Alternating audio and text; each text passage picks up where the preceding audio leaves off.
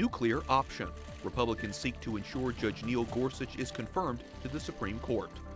White House shakeup. The president reverses a controversial decision about one of his top advisors. Chemical attack. The UN responds to the assault against civilians. And condemning the brutality. Pope Francis urges world leaders to protect the victims of war and violence. On EWTN News Nightly for Wednesday, April 5th, 2017.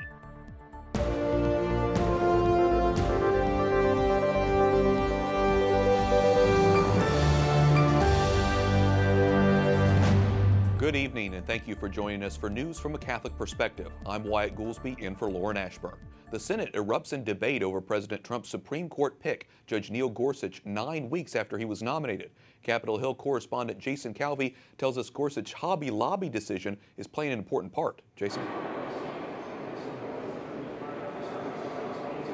White, as an appeals judge, Gorsuch sided with the Little Sisters of the Poor and Hobby Lobby, saying the government contraceptive mandate was forcing those groups to violate their faith. Republicans and Democrats tonight are slugging it out on this issue and much more. It comes after one Democratic senator held the Senate floor with an epic, and I mean epic, talkathon. Establish justice. Oregon Senator Jeff Merkley keeps the Senate open overnight, speaking for nearly 15 and a half hours, the 8th longest floor speech in Senate history. Neil Gorsuch was such an activist, so committed to undermining an organization, Planned Parenthood. Again, Hobby Lobby versus Burwell. And again, we do know that Judge Gorsuch authored the Hobby Lobby decision.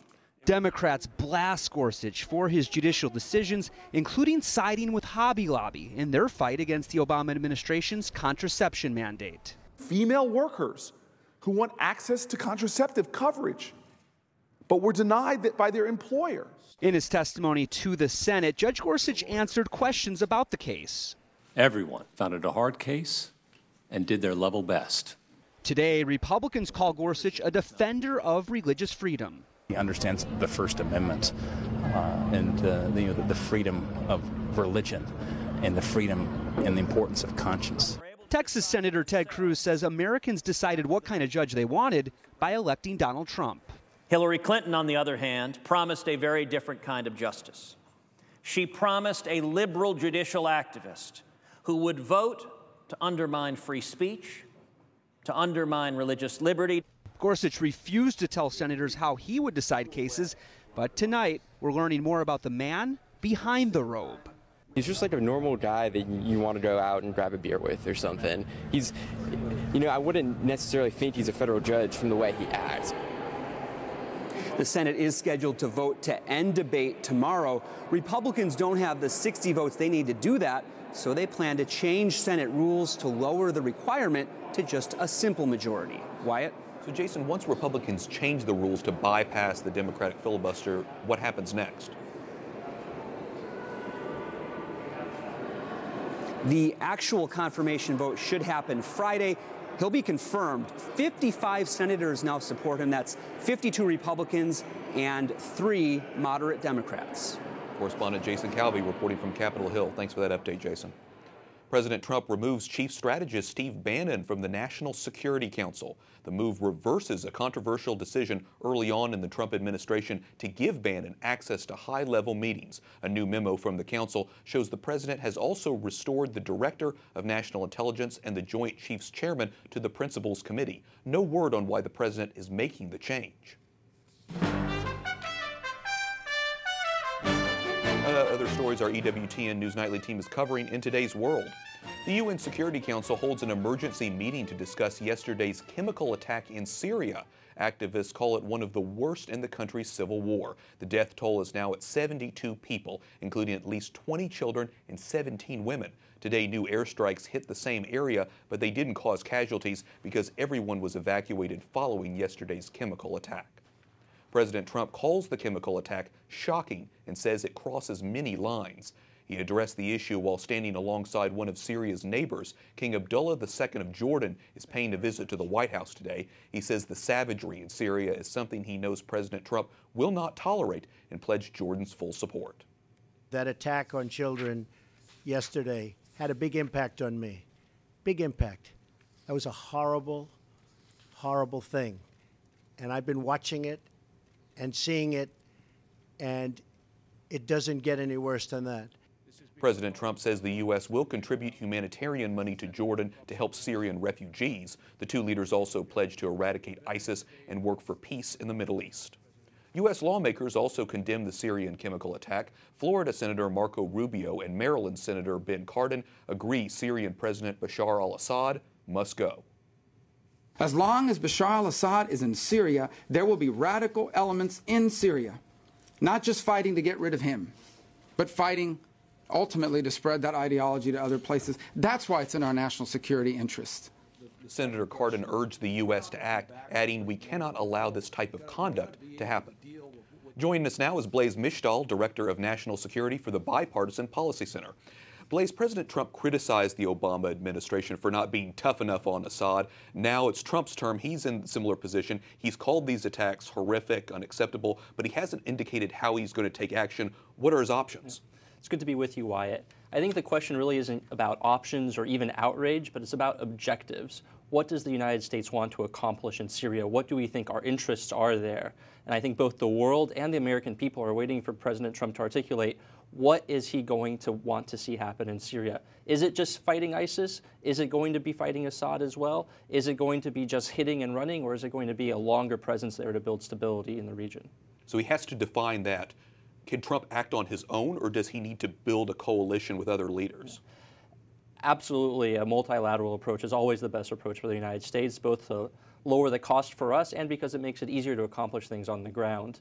But I think what we learned from this example is that the United States is still the leader of the world. It's no coincidence that the day after President Trump's administration said that they were not focused on Assad, Assad launched a chemical weapons attack. It's up to the United States to lead and set the example and the objective for the rest of the civilized world to follow.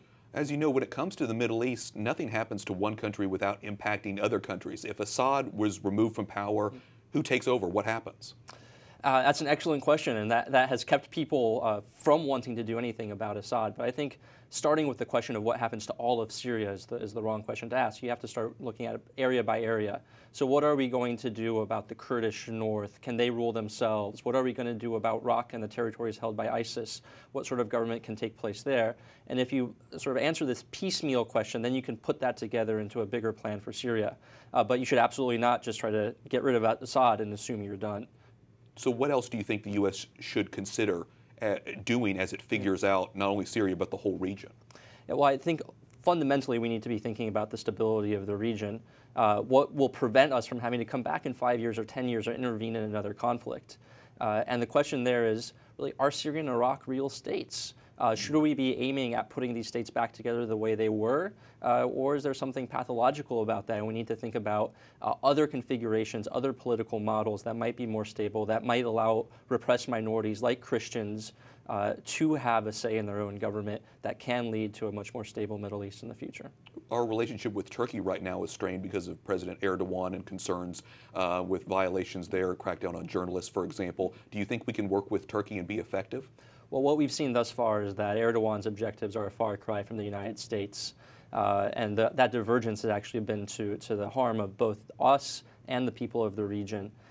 Finding a way to bring Turkey and President Erdogan more in line with our own interests is, I think, fundamental. And that, again, requires us, our leadership, the President Trump saying this is what we want to accomplish, and President Erdogan, you need to get on board. It's definitely a tough situation. Blaise Mishtal, Director of National Security for the Bipartisan Policy Center, thanks so much for your insight. Thank you, Wyatt.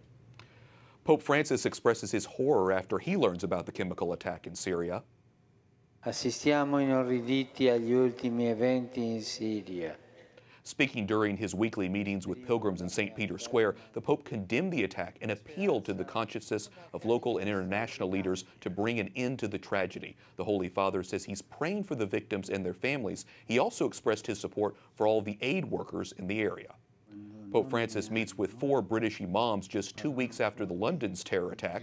It's part of the Holy Father's effort to support Muslim leaders who agree that religion should not be used to justify violence. Tutti noi vogliamo parlare, ascoltarci e parlare adagio, tranquilli, cercare insieme la strada. The Holy Father says we must talk and listen to each other as brothers. Ahead of the meeting, one member of the delegation said the visit with Pope Francis shows that unity, not division, is the right path forward.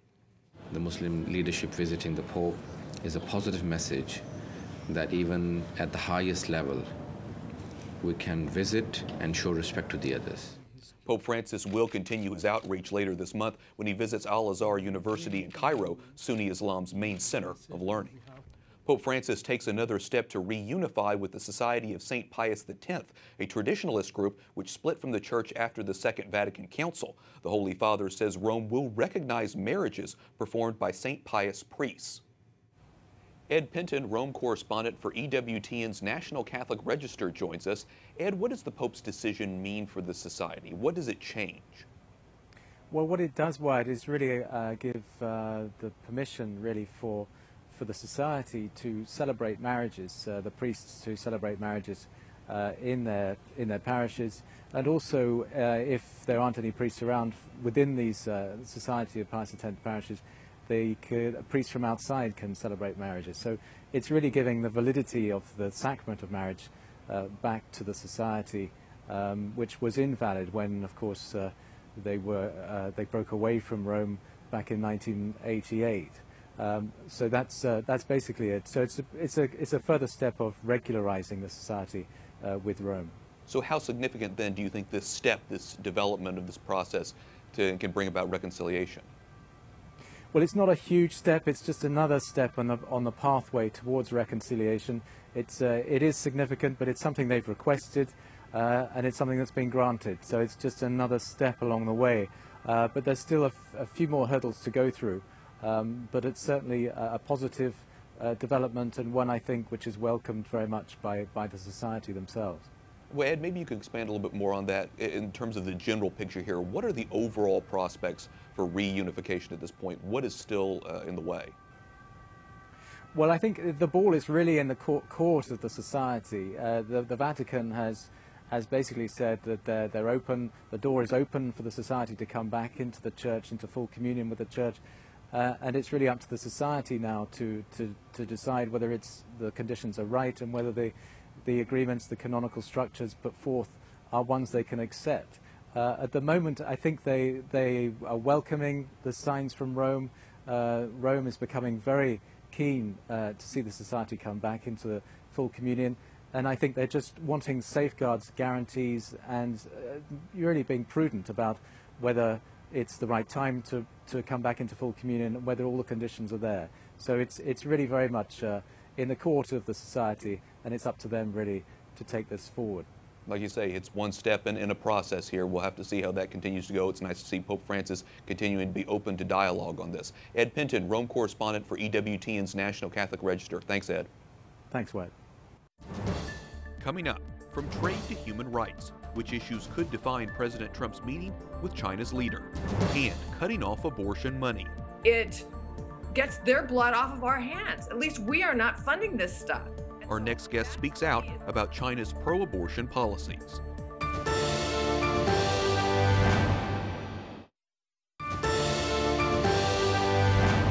Today we remember Dominican missionary St. Vincent Ferrer on his feast day. He's known for converting up to 25,000 Jews to Christianity in Europe. He died on this day in 1419 and became a saint 36 years later.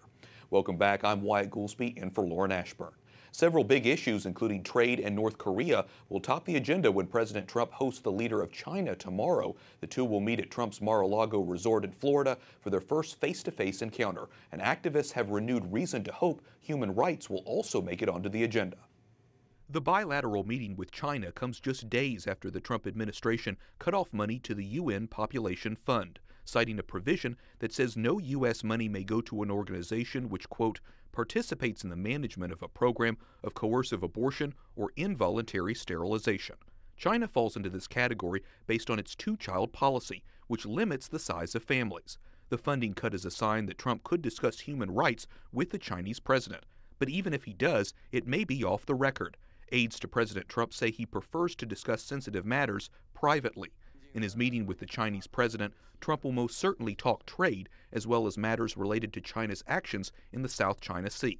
But North Korea is the issue that can't be ignored. Today, they unsuccessfully test-fired an extended-range missile. North Korea, I think, presents the most near-term threat to both presidents, and they're quite unpredictable. So I think this will be a front-burner issue for both presidents. And President Trump says time is running out for China to take action. The United States wants China to put more pressure on North Korea, and if China doesn't do that, the United States will find a way to put pressure itself. Something Donald Trump suggested on the campaign trail. Who knows? There's a 10% or a 20% chance that I can talk him out of those damn nukes. Pro-life advocates applaud the Trump administration's cuts to the United Nations Population Fund. Joining us via Skype is Reggie Littlejohn, president of the Women's Rights Without Frontiers, an advocacy group opposing forced abortion and sexual slavery in China. Welcome back to the program, Reggie. You've advocated for a long time to defund the UN Population Fund. Many see the administration's move to do that as a huge victory, but what impact do you think it will have on China? Well, first of all, it is a huge victory. And I am so thrilled that President Trump has done this. Now, in terms of the impact on China, do I think it's going to end forced abortion in China? No, because there are other countries that are still funding the UNFPA. And also, you know, my question has always been, why are we funding their population control program when we owe them so much money? I mean, they have their own money they can use to do this. So I don't think it's going to end forced abortion, but what it does do is it gets their blood off of our hands. At least we are not funding this stuff. And so that, to me, is an enormous moral victory. It's interesting because the UN Population Fund argues, and I want to quote here, all of its work promotes the human rights of individuals and couples to make their own decisions free of coercion or discrimination. What's your reaction to that? I think we need to not listen to what they say, but watch what they do. They have been working hand in hand with the Chinese Communist Party on their coercive population control program for decades, and that has included the forced abortion of women up to the 9th month of pregnancy. So, to me, the fact that they have basically been silent in the face of major atrocities that the whole world has known about indicates complicity, and I don't agree with their statement. Well, as you know, this week President Trump hosts President Xi of China at his Mar-a-Lago estate. The two leaders are expected to discuss trade, North Korea. What do you want the U.S. to demand of China?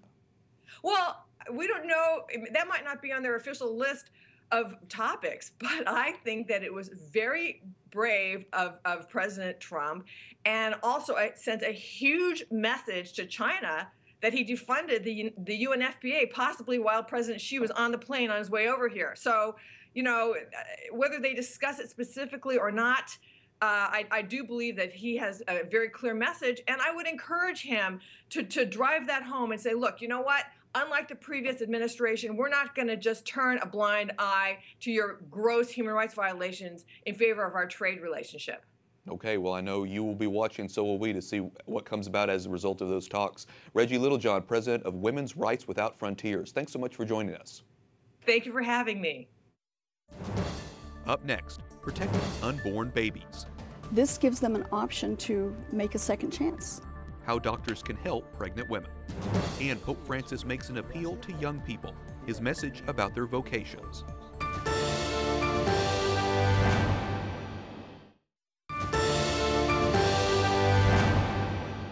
No dejen que otros sean los protagonistas del cambio. Ustedes, los jóvenes, son los que tienen el futuro. The Pope's prayer intention for April is dedicated to young people. He wants the youth to respond generously to the vocation God has given them and to get involved in the great causes of the world. Welcome back. I'm Wyatt Goolsby in for Lauren Ashburn. Cardinal Blaise Cupich says the Holy Father wrote him a letter saying he is praying for the victims of Chicago's violence. Cupich read the Pope's letter during an event announcing the Archdiocese's new initiatives to fight violence in the city. Chicago has seen killings spike, hitting a 19-year high last year. 4 people from Mali have been charged in the kidnapping of a Colombian religious sister. Prosecutors say the 4 were arrested Tuesday as part of an investigation into the abduction of Sister Gloria Cecilia. Armed gunmen took her in a village in February. Sister Cecilia remains missing, and there's been no claim of responsibility for her kidnapping. A Vatican news agency says 3 priests were tortured on Sunday as bandits broke into a church and stole money and computers in the Democratic Republic of the Congo. It's just the most recent incident in Catholic churches and schools around the country. The attacks appear to be in response to the Catholic Bishops' Conference involvement in an agreement to create a government of national unity. The House Judiciary Subcommittee holds a hearing about the freedom of speech on college campuses. Some universities are accused of infringing on the First Amendment. People of faith, whether evangelical, Catholic, Jewish, or other faith, have a civil right under the First Amendment to share their faith and viewpoint on public campuses. And the university abridging those violates their civil rights and could be investigated by the Justice Department. Ken Klukowski is senior counsel for First Liberty, an organization dedicated to protecting religious freedom. A new Utah law requires doctors to alert women seeking medical abortions that the procedure can be reversed. Critics disagree, but Lauren Ashburn talked to one doctor who says the reversals can save lives. Joining us now is Dr. Lorna Svetkovich with Tepeyac OB/GYN in Fairfax, Virginia. Thank you so much for joining us. Nice to be here. Thank you. We're talking about abortion reversal from a medical abortion where someone takes RU-486, right? How do you reverse that? Okay. Well, since RU-486 is an anti-progesterone and it ties up the progesterone receptors which are supporting the pregnancy, if you give Mifeprex, you cut out that support. So by giving extra doses of normal progesterone, natural progesterone, you overwhelm that effect and reverse it. So Planned Parenthood has a video that's out that shows, all right, here's how you get the abortion. You take this pill and then you take this pill. Under reversing that, you have to do what? Well, what usually happens is that the woman takes the first pill, the Mifeprex, and then has a change of heart. And so we hope within 72 hours, before she takes the second dose, she calls and we start her on progesterone. Now, there has been some research done on this by Dr. George Delgado. He is working on this. He's published studies in the Annals of Pharmacology. He reports that the overall general success rate, 50 to 55%, maybe 60 if you can get optimal conditions. So why are there critics who are saying this doesn't work? It's really hard to understand that because, first of all, one of the criticisms is it is not FDA approved, so it's an off-label use. But in reality, a lot of the medical abortions that are done are not done according to the FDA protocol, and so they're actually using off-label use drugs anyway. So if you're pregnant and you want to reverse this abortion pill that you have taken and you do this, there's a 1 in 2 chance roughly that it would happen. How much demand is there for this? I think it just depends on how good the person is at getting access to things, how much she regrets, how far she goes to find out an option. I guess what I'm asking is, because so far he has only done maybe 12 cases that he reported and there are a couple hundred that he's working on, how do these women find out about it and where do they go? Solely through the internet. Solely through the internet, and there's a 24-hour hotline that they call, which goes to a nurse, and then the nurse has a list of 230 or 50 doctors throughout the country who will talk to that patient and get them started on the treatment. So the women who call in there are pretty desperate, you would say, to want that reversed. And I think the other thing, you know, again, I don't know why there should be a criticism of this. We know that not all women are fully wanting the abortion. There are many who have regrets. There are many who are coerced by family or boyfriends or whatever, and so this gives them an option to make a second chance, have a second chance. And that can be found at Tepeyac OB/GYN, your clinic. Right. Thank you so much for joining us, Dr. Lorna Svetkovich. Thank you. Thanks, Lauren, for that interview. And we thank you for watching our newscast tonight. For the entire EWTN News Nightly team, I'm Wyatt Goolsby. We'll see you back here tomorrow. Good night, and God bless.